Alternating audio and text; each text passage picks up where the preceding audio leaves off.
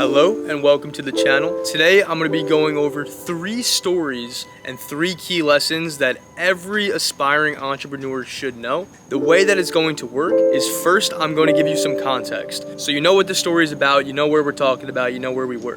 After that, I'm going to give you the story and tell you exactly what happened in that moment. After I give you the story, I'm going to give you the lesson that you should learn and that you need to implement in your life. Now, your job is, at the end of this, after I'm done talking, your job is to rate yourself and to figure out exactly where you are now and where you need to be and how these lessons are going to help get you there. At the end of this video, you're going to have an exact blueprint of where you are now and where you need to go. So without further ado, let's get into these 3 stories. So this story took place as my dad was driving me home from college one night in December. We had about an hour-and-a-half drive in front of us, and we were the only 2 people in the car. So there had been no conversation for about 30 minutes when suddenly he asked, "Andrew, you've been at this for about 5 months now, and I haven't seen enough to make me think that you're going to be very successful with this. Why don't you just do this on the side and focus on school?" Now, keep in mind, at this point, I've been running a sales team of about 20 people selling life insurance. Now, at that point, I was about 5 months into making sales and running a team, and the profits I made, they weren't anything crazy, right? Now, of course, my dad meant this out of love, but internally, I was ripped apart. I was super frustrated. And the reason why I was frustrated is because I knew what I was capable of. I knew the skill sets I have. I knew what I could do, but the results weren't there to back me up yet. So you can see why I was pretty frustrated. And keep in mind that being in school full-time, it's not easy to run a team of 20 guys. It's not easy at all. So I remember looking back at him, right? I was looking back at him. We were in the car, just us 2. And I said, "Dad, although the results aren't there yet, I guarantee you that these skill sets I just spent the last few months building, I guarantee those skill sets are worth more than a 4-year college degree." Fast forward another 5 or 6 months, I was right. The skills I learned allowed me to repeatedly scale my business and out-earn myself month over month over month. So the lesson here is sometimes money is not the only indication of success. Money is simply a lagging indicator of success, which is determined by all of your inputs and all of the efforts that you put in the past few months and sometimes the past few years.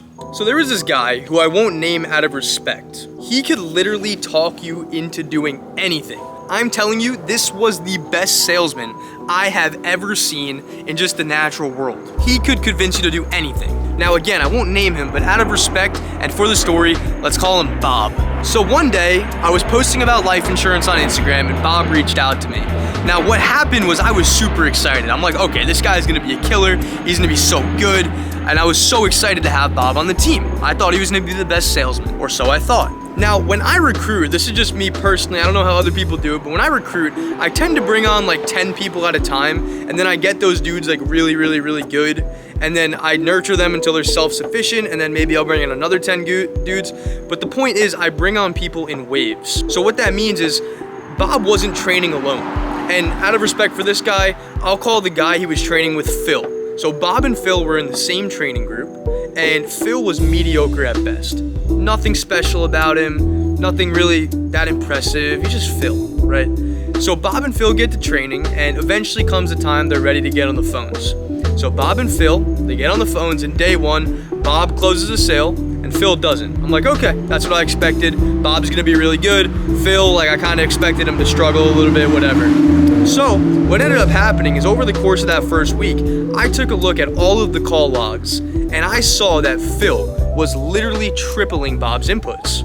So he wasn't closing that much, but he was tripling his inputs, and that was week 1. Let's say Bob was doing 50 calls a day, Phil would do 150, just to put that into perspective. Now, over the course of time, what ended up happening is Phil got a lot better than Bob, and Bob ended up failing out of the business, and Phil is still here making money with me to this day. Now, the point of this lesson is potential is really just potential unless you actually do something with it.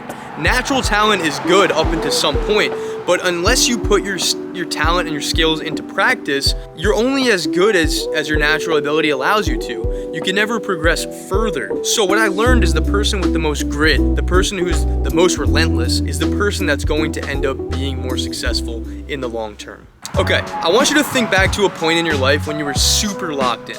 You were absolutely dialed. Just think back to a time where you were super confident in either gym, business, sports, or whatever else. It really doesn't matter. But think back to a time when you were super confident in one of those fields. Chances are, when you were confident in one of those fields, that confidence bled into every single other area of your life. For me personally, there's two clear examples of this actually happening in my life that I would like to share with you. So the first one's kind of funny, the second one is a little more serious, but the first one happened when I was in 10th and 11th grade. This was the first time I really started to get locked in the gym. I was counting calories, tracking every meals. I was in the gym 3 to 6 days a week, smashing PRs. And at this point, I'm telling you, bro, outside of the gym, I literally could not miss with women. Every single girl that I looked at and I wanted, she was mine. It was that easy. It's because the confidence I had in the gym and the discipline I had in the gym ended up bleeding into my relationships. And I was more confident when I spoke to girls or guys or whatever. I was just way more confident because I was focused on myself first. The second time I actually felt like that was this year. I was, and I still am, extremely locked in with my relationship with God, although I fall short a lot, as does everyone else, and with my business. And that confidence that I have actually allows me to be incredibly, I can just do whatever I want, and I'm gonna have that natural confidence because I'm so locked in on the root system of my life. That's the key thing, the root system of my life. Not saying that I have everything figured out or everything's gonna be easy, but from what I've learned coaching over 100 aspiring entrepreneurs is the people that have the root system of their life figured out, those are the people that are gonna produce the most positive outcomes for the world and society. I want to share with you a quote from Robert D. Foster. I actually read this in my Bible.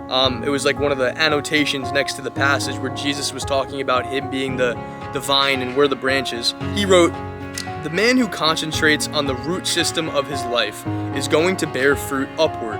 But if he concentrates on the eye-appealing foliage, he may end up a rootless failure." So the biggest lesson I want you to take away from that is to focus on the root system of your life.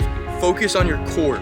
Build yourself up first, and that confidence will bleed into every other area of your life, especially in entrepreneurship. And yeah, those are the three most important lessons from coaching over 100 aspiring entrepreneurs, from running a sales team. Those are the three biggest takeaways that I want you guys to be left with.